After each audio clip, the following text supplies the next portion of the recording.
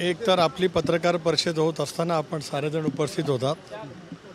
एक तासभर पत्रकारांच्या सर्वच प्रश्नाला मी अतिशय सौहार्दपूर्ण वातावरणामध्ये उत्तर दिलं। त्याच वेळेला शावाद संघटनेचे काही सहकारी आले आणि त्यावेळेला त्यांनी निवेदन देत असताना काय झालं ते आपण सर्वांनी मिळून पाहिलं। त्यानंतर त्यांनी ते पत्ते टाकले तरीसुद्धा मी शांतपणे त्याचं उभं राहून निवेदन घेतलं। एक सभ्य राजकारण म्हणून माझ्याकडनं जे करणं अपेक्षित होतं ते अपेक्षेपेक्षा जास्त सौहार्दाच्या वातावरणामध्ये मी केलं।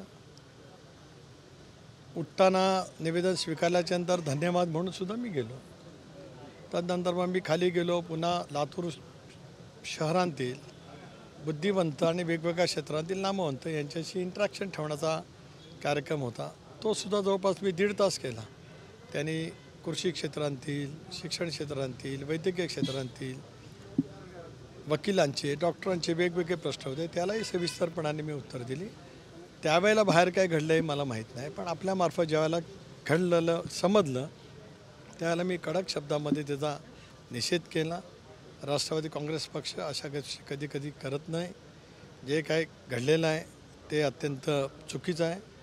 माझी स्पष्टपणाची त्या संदर्भातली भूमिका आहे। सूरज चव्हाणांवरती काही कारवाई होणार आहे का? कारण ज्या पद्धतीनं पक्षाकडून म्हटलं जातं की बाबा आम्ही असं समर्थन करत नाही, मात्र ते कृतीतून दिसणार आहे का? ते बघू ना, त्यांना आज राष्ट्रीय अध्यक्षांनी बोलवलेलं आहे। सूरज चव्हाण रात्रीच खेळ गेलेले आहेत। त्या संदर्भामध्ये सगळे जर बसून योग्य तो निर्णय नक्की घेतील। आम्ही आतल्या कधीच गोष्टीचं आयुष्यात समर्थन केलेलं नाही। माझ्या राजकीय जीवनामध्ये सुद्धा कधी झालेलं नाही। मी काल आपण बघत असाल, आपण शेतकऱ्यांचा किंवा पाऊस ओढ दिल्याच्या बाबतीमधले इतके प्रश्न विचारलेत, मी सगळ्या प्रश्नाची सखोल उत्तरं प्रामाणिकपणे दिली। माझ्या कुठल्याही गोष्टीमध्ये काल घाई नव्हती, काय नाही। जे काही लोकशाहीमध्ये चौथा स्तंभ म्हणून किंवा लोकशाहीमध्ये प्रत्येक नागरिकाचा जो मूलभूत अधिकार आहे आणि त्या अधिकारच्यासाठी ज्यांच्याजवळ त्यांना बोलायचं आहे त्यांनी शांतपणाने ते स्वीकारलं पाहिजे।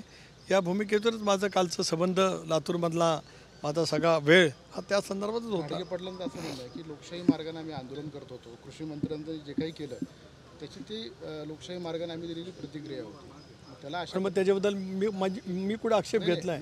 एक ऐका आपण तिथे होतात। काय मार्गाने केली, काय मार्गाने नाही केली, माझं एकही त्याच्याबद्दल आत्ताही काय म्हणणं नाही। निवेदनं देण्याची आणि निवेदनं स्वीकारण्याची सुद्धा पद्धती आहे, पण त्या सगळ्या पद्धतीला बाजूला सारं जरी केलं गेलं तरी मला त्याच्याबद्दल आक्षेप बिलकुल नाही। एवढं सगळं त्या मोठ्या आवाजात बोलत होते, सगळं काय बोलतो मी शांतपणाने ऐकलं। पत्ते टाकले तुम्ही होतात की तुमच्याकडे रेकॉर्डिंग असेल, तुम्हाला दाखवायचं असेल दाखवा, नाही दाखवलं तरी माझी हरकत नाही। ऐकून घ्या ना प्लीज, अजिबात नाही। त्यानंतर परत उठून निवेदन घेतलं। मी बसून पण घेऊ शकलो असतो, पण मी उठलो याचं कारण की त्या निवेदनाला मला रिस्पेक्ट करायचा होता। एक लक्षात घ्या, मी 25 वर्ष आमदार राहिलो आणि 10 वर्ष आता लोकसभेचा खासदार आहे, राज्यसभेचा नाही, लोकसभेचा निर्वाचित झालेला आणि त्याच्या प्रदेशचा अध्यक्ष आहे। त्याच्यामुळे मी रिस्पेक्ट केला।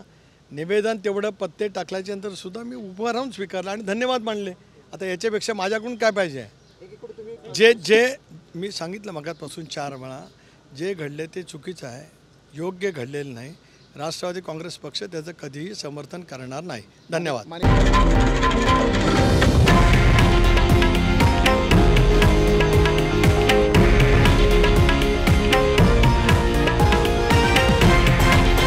हे आहे देशातील नंबर 1 न्यूज नेटवर्क आणि आपण पाहत आहात TV9 मराठी, एकमेव।